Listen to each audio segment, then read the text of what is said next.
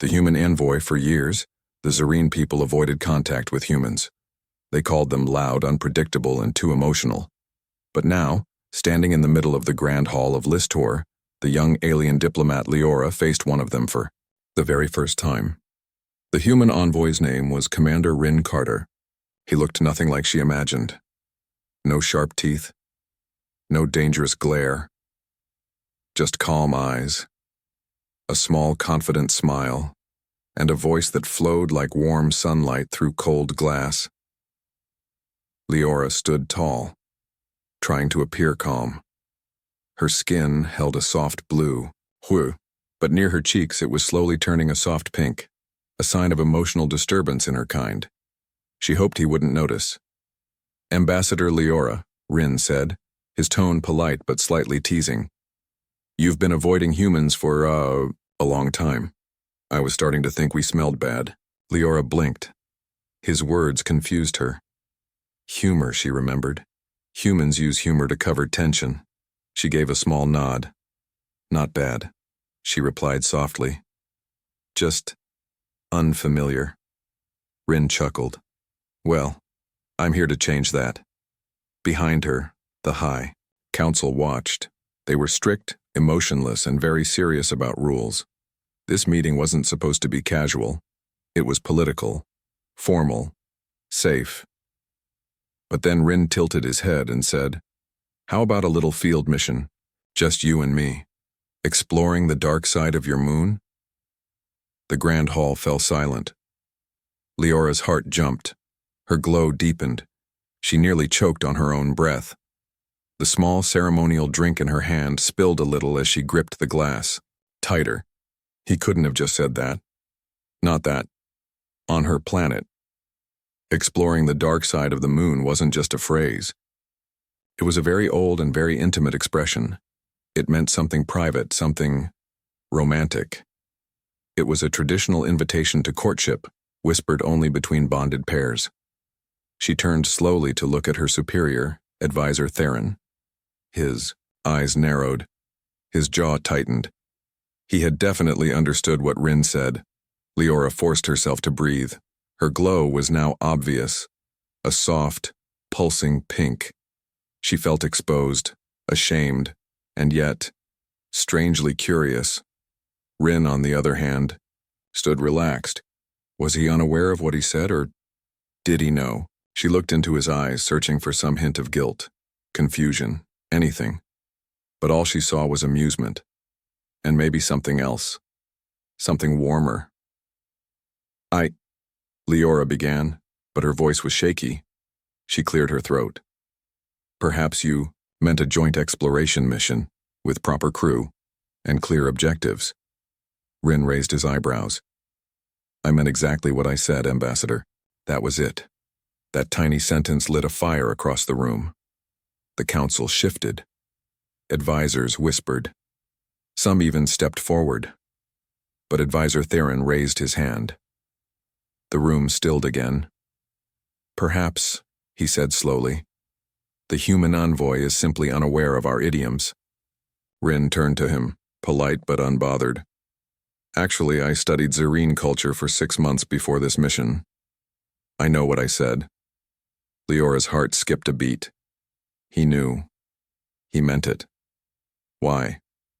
Why would a human say something like that in front of the council? Was it part of a strategy, a trick, or something personal? Rin finally looked back at her. His voice softened. "I thought your people valued honesty and directness." "We do," Leora said, her voice barely above a whisper. "Then, why hide behind tradition?" he asked. "Why pretend we don't both feel something here?" That was too much. Her body lit up like a beacon. Soft, pink light shimmered under her skin. She turned her head, trying to hide it, but it was no use. Everyone could see it now. "I need a moment," she said quickly, and walked away from the circle. Her footsteps echoed through the marble floor. Behind her, whispers began. And Rin, he just watched her go, calm, certain. Later that evening, Leora sat alone in her chamber. Her fingers trembled slightly as she opened a small packet of dried herbs to calm her nerves. She didn't understand this human. He was bold, but not aggressive. Warm, but not foolish. He spoke like he knew her, like he had been waiting for her. A quiet sound broke her thoughts, the soft beep of a message being delivered. She looked down. It was from Rin. Still up for that moon trip? Just say yes. Her eyes widened. Her fingers hovered over the reply pad. She didn't know what to say, but she couldn't stop smiling. What it means on her planet? There are some things you can't unhear. Words that stay in your mind like echoes, long after the voice is gone. For Leora, that moment in the Grand Hall had become one of them. Still up for that moon trip? Just say yes. The message blinked softly on her communication pad. She hadn't replied. Not yet. She could still hear his voice, see the amused confidence in his eyes. The human had spoken those words like it was nothing, like he didn't just say the most private, intimate phrase in all of Zerine culture, in front of the council no less. But he knew. That was the part that disturbed her most. He had studied her culture. He knew exactly what it meant, and he said it anyway. She sat at the edge of her sleeping pod, mind racing. She remembered her training, long cold hours inside the Hall of Protocol.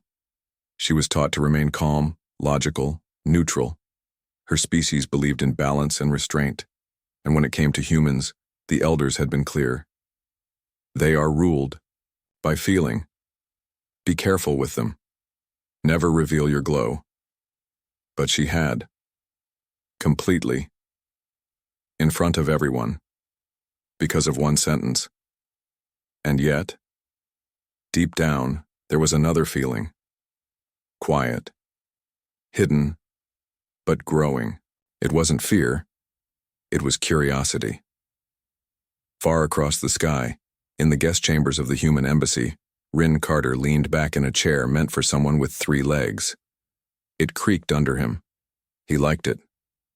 He smiled to himself as he sipped a drink far too sweet for human taste. He had meant every word he said to her. No lies, no diplomacy games. He had watched her closely, listened, noticed how she avoided eye contact when the room got quiet, how her glow changed whenever he spoke. He had trained for this mission, yes. He had memorized the customs, the warnings, the phrases, but nothing had prepared him for her. Leora wasn't like the others. She didn't hide behind layers of politics. She tried to, sure, but her glow betrayed her, and when she nearly choked, after he said the line, he knew he'd struck something real. He tapped on his console again, rereading the message he sent. Still up for that moon trip? Just say yes. No reply yet. That was fine. He could wait. He always did, when something was worth it. Leora couldn't sleep. She found herself walking down one of the crystal-lit corridors of the palace. Her mind needed to move, to think. The halls were empty, just her thoughts and the soft hum of the walls breathing recycled air. She stopped near the archive dome, a place most diplomats avoided unless preparing for a speech. But she didn't go in for research. She went in for reminder. She stood in front of a mural, ancient, carved into the stone. A Zerine and a human drawn side by side. Not fighting, not speaking. Just standing together, looking at a shared sky. It was based on the oldest legend, the first contact, and below that, carved in old script, was the phrase, "To explore the dark side of the moon." She traced it with her finger. Her people had forgotten what it originally meant. They turned it into a sacred, private thing. But maybe the humans remembered better. Maybe that was why Rin said it. He wasn't making fun. He was reminding her. Feel something. Her communicator buzzed again. A second message. If I crossed a line, I'll step back. But I hope I didn't. Because I think we understand each other. Even if we're not supposed to. Leora stood there, hand frozen. He understood. No games, no pressure, just truth. And that was the most dangerous thing of all. Not because he might hurt her, but because part of her wanted to believe him. She returned to her quarters, still silent, still glowing, and now in the faintest lavender, a rare shade, a warning sign to herself, connection, bond, possibility. She didn't reply to the second message either, but she did open her schedule for the next day and approved a joint mission request. 2 people, 1 ship, a route to the dark side of the moon, just in case. The mission begins. The ship was smaller than she expected, not cramped, just intimate. Only 2 chairs in the cockpit, 1 narrow corridor, 1 shared kitchen unit, and most concerning of all, 1 air sleep pod. Leora stood by the entrance ramp, her hands folded behind her back, pretending to read the mission log for the 5th time. Her glow was low and steady, controlled. She had practiced for this. This wasn't personal. It was diplomacy, cooperation, a gesture of peace between species. She kept telling herself that, but the moment Rin walked up beside her and gave her that quiet smile, the one that said he knew something she didn't, her glow betrayed her again, a soft pink shimmer at the edges of her collarbone, just for a second. "Morning," he said, casual as ever, his voice wrapped in sleep and confidence. "Cycle start," she corrected. He chuckled. "Right. Cycle start." They boarded the vessel in silence. The ship's AI, a basic diplomatic model, greeted them in both languages and initiated takeoff. Smooth, clean, professional, just like Leora wanted. But something about the way the ship door closed behind them felt final. The first few hours passed quietly. They took turns at navigation, mostly letting the auto system do the work. The ship drifted smoothly between the rings of her homeworld, through soft clouds of frozen dust and light. Leora focused on her console. She kept her answers short, precise, measured. But Rin? He whistled. He made jokes about her planet's confusing unit system. He casually leaned closer than he needed to when pointing at a chart. And then, during a pause in conversation, he said, "You ever been to this side of the moon before?" Leora shook her head. "It's uninhabited, mostly rock and electromagnetic storms." "Perfect date spot," he replied instantly. She blinked. "This is not a date." "Could have fooled me," he said, leaning back in his chair. She tried to hide her reaction, but the glow was back, soft and warm on her neck. This was impossible. He made her laugh twice. Her training never prepared her for this kind of mission. Halfway through the journey, they hit turbulence. A sudden jolt shook the ship, a short pulse from a nearby magnetic wave. Leora grabbed the side of her chair. Rin reached for the controls. Gravity flickered for just a moment, and in that moment, the ship lurched, and they crashed into each other, not violently. Just close enough that their skin touched. Her shoulder against his chest, his hand brushing the side of her neck, and her glow exploded. Soft lavender tinged with gold, a color not seen in generations. She pushed away immediately, flustered, breathing, faster than usual. Rin looked at her, eyes wide, but not mocking, not smug, just curious. "What was that color?" he asked quietly. She didn't answer. She couldn't, because she didn't know what to say. That shade was only recorded in one place, the ancient bond legends, the kind of bond that was mutual, rare, and irreversible. But this couldn't be. This was a political trip, a formal gesture, nothing more.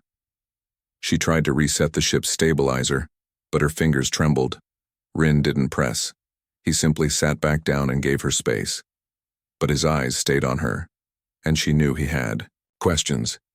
Later, while checking the systems, the AI made an announcement. "Unknown signal detected. Source, internal. Biosignature detected. Not human, not Zareen." Leora froze. "What?" Rin said, already up from his seat. "Did someone board during launch?" "No known entry logs," the AI replied. "Life form is present. Hidden. Current. Location, storage deck 2. Leora and Rin exchanged a look. There were only 2 of them aboard, Or so they thought. She grabbed her scanner. He followed close behind. The door to storage deck 2 slid open slowly. Inside, the room was dark, the lights flickering faintly. Leora stepped in first, her body tense, scanner humming. Suddenly, the readings spiked. Life form confirmed. Biological, mass, shifting, feeding source, emotional output. She turned sharply. It's a parasite. What kind? Rin asked. One that hides and feeds on tension, fear, desire, conflict. Rin narrowed his eyes. So it's been feeding on us. No, Leora whispered. It's been feeding on me. They turned and saw it, barely visible, a shadow among shadows, crawling across the wall like smoke and muscle, but it didn't come closer. It stayed back, watching, waiting. She took a step forward. It hissed and retreated. Rin stepped next to her. The creature shrank further into the dark, understanding. Hit her all at once. It won't approach while you're near me, she said. Why? It's afraid of this, she said softly, gesturing between them. The glow, the bond. He blinked. Then we stay close, he said. She looked at him, unsure whether to laugh or panic. Close how? She asked. Rin grinned. Well, he said, if we're going to fake a deep emotional connection, then we better get started. And somewhere in the dark, the parasite waited, hungry. Glow code. There are lies that protect you, lies you tell others. Then there are the lies you tell yourself. Leora had always believed her training was enough, that emotional control was strength, that glowing too brightly meant failure. But now, locked in a ship with a confident, too charming human and a shadow creature feeding on feelings, she realized something terrifying. Her training hadn't prepared her for the truth. Her feelings were not under control. Not anymore. The parasite hadn't moved in hours. It stayed hidden, wedged in the vent shafts of storage deck 2, watching them from the dark. Rin had sealed off the area, rerouted power to make it uncomfortable. But it wasn't trying to escape. It was waiting, watching, feeding.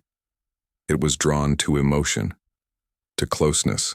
It didn't attack unless it sensed weakness or strong desire left undefended, which made things awkward, because the only thing keeping it at bay was how close she and Rin stayed to each other, not just physically, emotionally.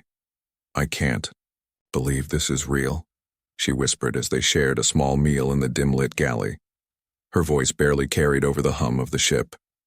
It's real, Rin said. Calm. Steady. That thing reacts to your glow. Every time it flickers, it shifts closer. She looked down. Her glow, soft lavender again, rippled across her wrists. He noticed. She sighed. This color, it's not supposed to happen. Rin raised an eyebrow. Why not? It only appears during bond formation, not crushes. Not curiosity. Real, mutual. She stopped herself. Connection. Rin took a slow breath. So, we're giving off mating signals to a space monster. Essentially, yes. He laughed. Just a little. Of course we are. She tried not to smile. Failed. But the smile faded as her thoughts caught up. There's more, she said quietly. You remember when we touched during turbulence? He nodded. I felt something, like a rush, but not from me. He paused. You mean from me? Yes, she said, voice barely above a whisper. Humans don't glow, but that doesn't mean your side of the bond isn't active. That shut him up for a moment. The silence stretched. Then he said, So, we're halfway to a connection we didn't agree to. She looked at him carefully. Didn't we? He met her eyes. And in that moment they both knew. Maybe they'd agreed to more than they realized back when he sent that first message. Still up for that moon trip? Yes. Yes, she was. The parasites stirred. The ship lights flickered just once. The temperature dropped by 0.5 degree. The AI chimed a warning. Energy spike in storage deck 2. Biological response intensifying. Rin stood. It's reacting again. Then we're not fooling it well enough, Leora said, heart racing. He stepped toward her, slowly. Then we stopped pretending. She swallowed. What do you mean? He extended his hand, palm up. I mean, we give it something real to read. Her fingers hovered above his. Hesitated, then rested in his hand. The glow pulsed, not pink, not lavender, but a deep, luminous violet. Rin blinked. Is that a good sign? Leora's breath caught. That color's not even in our records. The ship shuddered. The parasite shrieked, not loud, but enough to send a chill through the hull. The AI confirmed it. Life form disrupted, emotional radiation levels unstable. They had overloaded its feed. The parasite was full, or frightened. Either way, it backed off. For now. That night, or whatever passed for night in deep orbit, Leora sat alone near the observation panel. Stars drifted silently across the black. Rin joined her without a word, sat beside her. They didn't speak for a while. Then she said, My people. They'd say this is dangerous. That bonds made under pressure don't last. He looked at her, serious for once. I don't want a fake bond. I didn't say what I said in the hall to provoke you. She nodded slowly. I meant it, he said. I wanted to see your reaction, yes. But not for politics, for you. I know, she whispered. She turned to face him fully. I've spent years trying not to feel anything. But you're making that very difficult, Rin smiled. Good. They sat in silence again, a shared quiet that didn't feel awkward anymore. But just as calm started to settle in, the AI spoke again. Warning. Secondary life form detected. Unknown origin. Internal breach expanding. Rin sat up. What? Leora's eyes narrowed. There's more than one. The glow returned, not from emotion this time, but instinct. Whatever we did, she whispered, we woke something bigger. Stowaway. It started with a sound that didn't belong. Not a beep, not a hum, not any of the soft rhythmic noises a ship usually makes. This was something else. A low, wet clicking, from behind the walls. Leora heard it first. She froze, half asleep. Inside the shared pod, her eyes snapping open in the dim light. She held her breath listening. It came again, slow, like fingers tapping on metal, but not human fingers. Something softer. Something wrong. By the time Rin sat up, she was already halfway into her uniform. It's moving again, she whispered. No, he said, voice tight. Something else is. The AI confirmed it a second later. Alert. New life form detected. Non-registered biological presence spreading along internal vents. Signal pattern does not match previous entity. Leora's blood ran cold. There's more than one. She ran to the console. Her fingers danced over the screen. Her hands shook, not from fear, but from urgency. She hated that she could still feel her glow pulsing under her skin. This wasn't the time for connection, this was survival. It's splitting, she said. Whatever we triggered with our bond, it didn't scare it off. It multiplied it. Rin leaned over her shoulder. What kind of parasite does that? She turned to him. Not a parasite. He looked confused. She explained, her voice low and fast. Parasites feed, but they don't multiply under pressure. They retreat. They starve. This isn't starving. His eyes narrowed. Then what? Is it? She swallowed. A stowaway species, a mimic. They don't just feed on emotion, they learn from it. She tapped a few more keys, pulling up the old Zerine security logs. We've encountered them before. Once. Centuries ago. They were locked away in deep orbit in a forbidden zone near our second moon. How did one get on this ship? She turned to him, eyes wide. It didn't follow us. It was already here. The ship shuddered slightly. Lights flickered again, but this time it wasn't subtle. The air got thick. The temperature dropped 5 full degrees in seconds. The AI stammered, its calm voice glitching. Warning. Warning. Unknown interference. Neural sync systems disrupted. Pilot link. Unstable. The AI cut off. Dead silence. All around them. Faster now. Closer. Rin grabbed a pulse tool from the wall. It was meant for repairs, not combat, but he held it like a weapon anyway. Leora didn't move. She was still staring at the screen. Rin noticed. "What are you looking at?" She pointed. The lifeform data had changed again. "It's not in the vents anymore," she said. Rin looked around. "Then where the hell is it?" Leora didn't answer, because the answer was right in front of them. On the screen, a new entry had appeared. Entity classified as crew, name, Rin Carter. She stared at him, horror creeping in. "It's mimicking you." Rin took a step back. "No. That's not possible." But even as he said it, the clicking stopped. Completely. As if whatever was crawling through the ship had just found a face to wear. The lights above flickered back on. The AI rebooted. Its voice returned, but it wasn't the AI anymore. It spoke in Rin's voice. "Emotional patterns confirmed. Integration complete. Host form active." Rin stepped back, pulse tool raised. Leora stepped forward, scanning him quickly. He was still himself. But now, somewhere on the ship, there was something else that looked like him, that sounded like him. And if it was learning from their bond, "It's using our connection to get stronger," she whispered. "It wants to become you," Rin said, voice low. The ship groaned. Doors began to open one by one, slowly as if guided by invisible hands. "We have to trap it," she said. "No," Rin said, eyes cold. "We have to burn it." He turned to her. "Can your glow do that?" She hesitated. "We've never used it as a weapon before. But it's energy, right? Frequency. Light. And it's tied to emotion." She nodded slowly. "In theory, yes."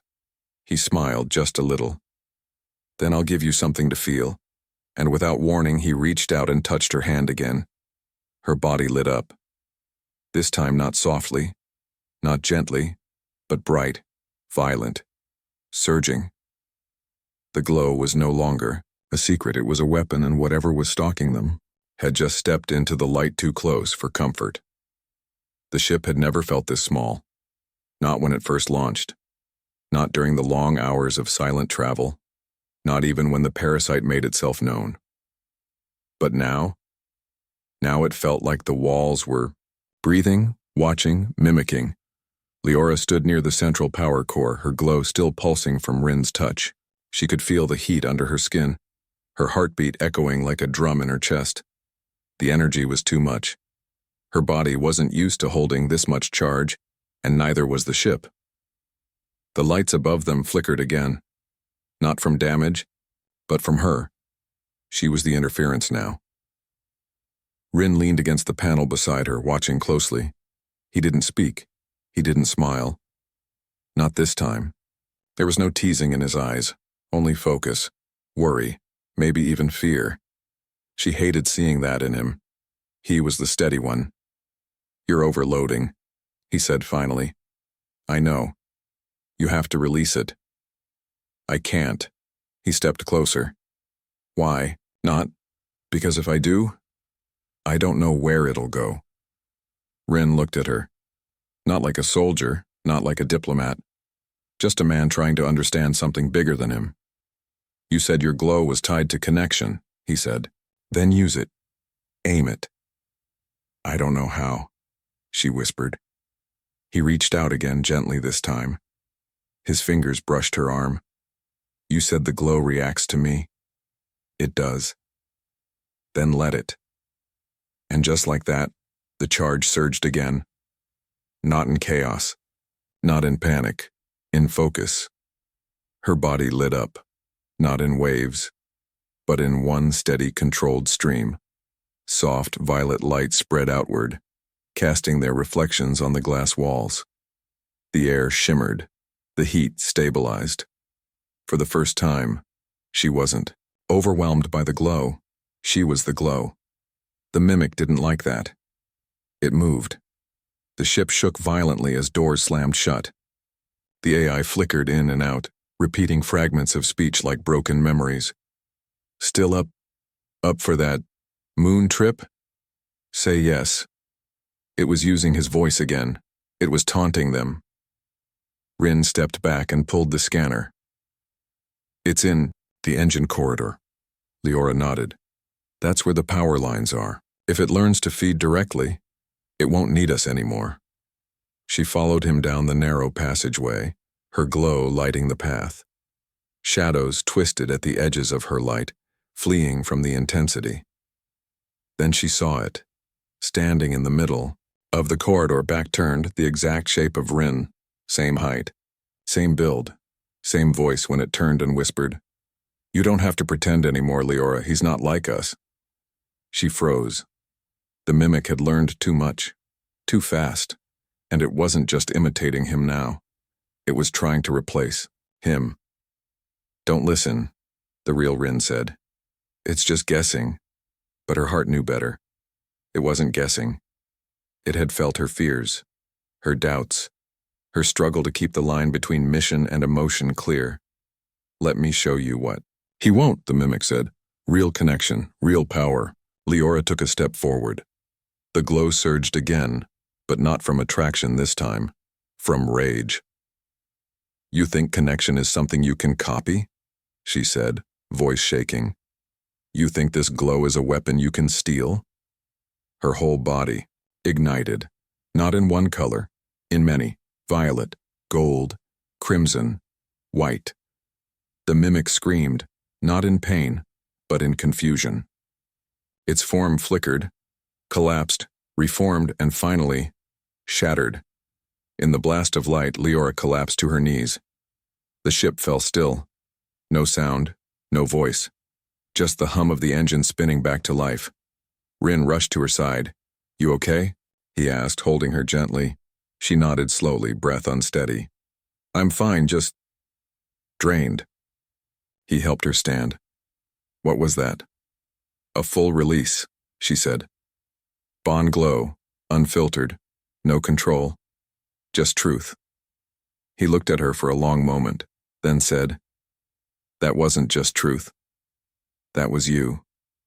Her glow returned, soft again, calm, but this time it didn't flicker and it didn't hide. She let it shine. "I'm scared," she admitted. "So am I," Rin said.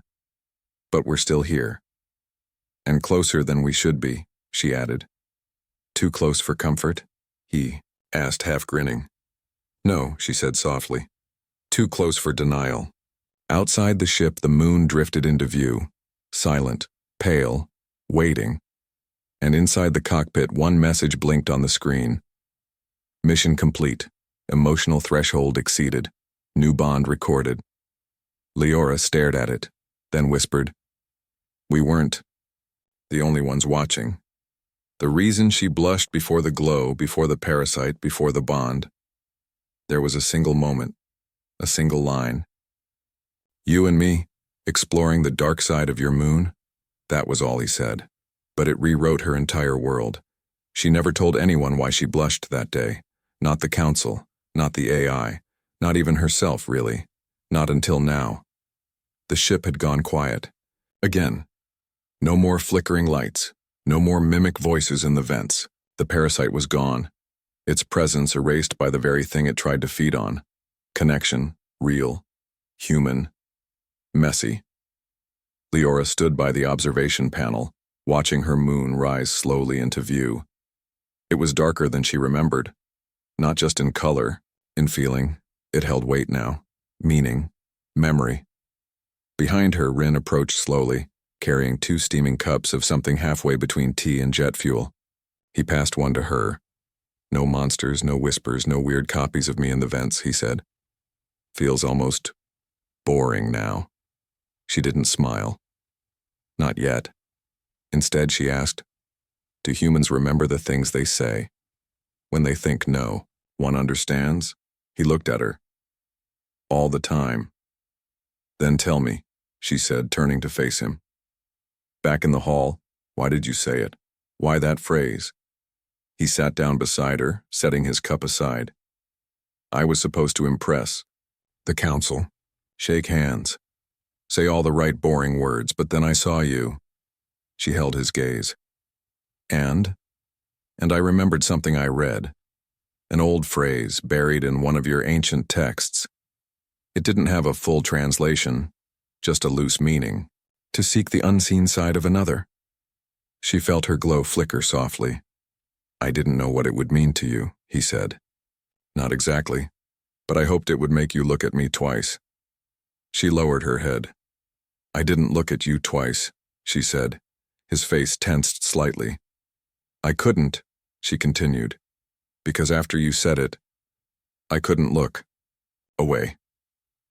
The silence that followed was loud, not awkward, heavy, beautiful. Her voice softened. I blushed that day, not because I was embarrassed, not because you crossed a line. Then why? He asked. She stepped closer, close enough that their shoulders touched. I blushed, she whispered, because you said exactly what I always wanted someone to say, and I didn't think anyone ever would. His hand brushed hers. No sparks this time, no dramatic glow, just warmth, steady, familiar, the kind that didn't burn, but stayed. Your people will never approve of this, she said. He smiled. Neither will mine, she chuckled. That makes it official then. She turned to him fully. So what happens now? Rin raised an eyebrow. Now? Now that we've bonded. He leaned in. Now, we finish the trip. To the dark side of the moon? He grinned. Exactly. She paused. Then finally, kissed him. It wasn't dramatic. It wasn't desperate. It was the kind of kiss that didn't need permission. The kind that said everything words couldn't, and, in that moment, both of them glowed. Not in fear, not in power, in peace. The AI came back online, its voice softer now, almost amused. New bond confirmed. Species sync complete. Congratulations, Commander Rin Carter. Ambassador Leora. Your connection has rewritten diplomatic protocol. Leora laughed. Of course it has. He raised his cup in a half-toast. To rewriting things, she clinked her cup against his. To saying the wrong thing. In the right way. They drifted into orbit. Together. Two souls from different worlds, sharing one truth neither of them expected to find in the stars. Sometimes the most dangerous missions start with a blush.